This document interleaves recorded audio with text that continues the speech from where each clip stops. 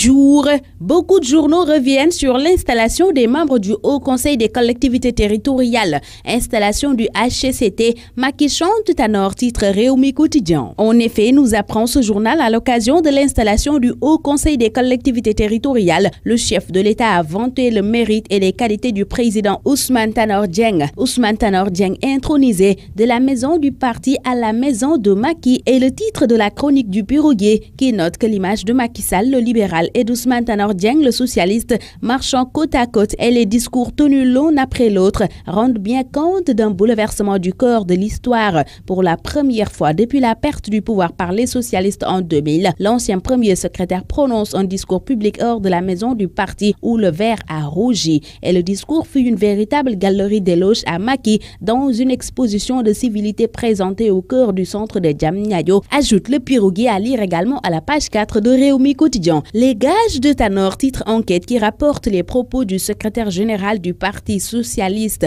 Votre confiance m'oblige, je la porterai comme une exigence tout au long de mon mandat, a-t-il dit à Macky Sall d'après enquête qui revient sur l'installation du HCCT. Macky et Tanor renouvellent leur pacte, titre pour sa part Le Populaire, où Macky Sall déclare, je cite, « En vous, ma confiance est totale. Votre confiance m'oblige », a-t-il répondu selon toujours ce journal qui rapporte l'hommage du président du HCCT à la République. Pendant ce temps, l'Observateur rapporte les carnets secrets de Moustapha Cissé. Le calife de Pire qui s'est confié à ce journal revient sur le jour où Abdou Diouf s'est rebellé contre Senghor. Moustapha Cissé parle aussi des coulisses du départ de Senghor en 1980 avant de soutenir que le PS est en agonie à cause de Abdou Diouf. L'ancien ambassadeur a aussi révélé dans l'Observateur qu'on l'a calomnié auprès de Wade et c'est ce qui explique son limogeage. Dans Sud Quotidien, le directeur général de l'OFOR, Lansana Gagny Sakho, estime que Touba doit payer la facture d'eau pour trouver solution aux problèmes récurrents d'approvisionnement en liquide précieux. Retour dans Réumi Quotidien qui renseigne dans l'affaire Barthélémy Diaz que les choses se précisent suite à la demande de levée de l'immunité parlementaire introduite par le ministre de la Justice sur demande du procureur général. En effet, en attendant la plénière d'aujourd'hui, l'on peut dire sans risque de se tromper que le partage des 11 membres qui composeront cette commission ad hoc est déjà fait. Dans les détails, il y aura 8 députés du groupe de la majorité, 2 des libéraux et démocrates et un député du groupe des non-inscrits. Lit-on dans les colonnes de Réumi Quotidien qui nous fait part du retour de parquet pour Ousseynou Diop, meurtrier présumé du taximan.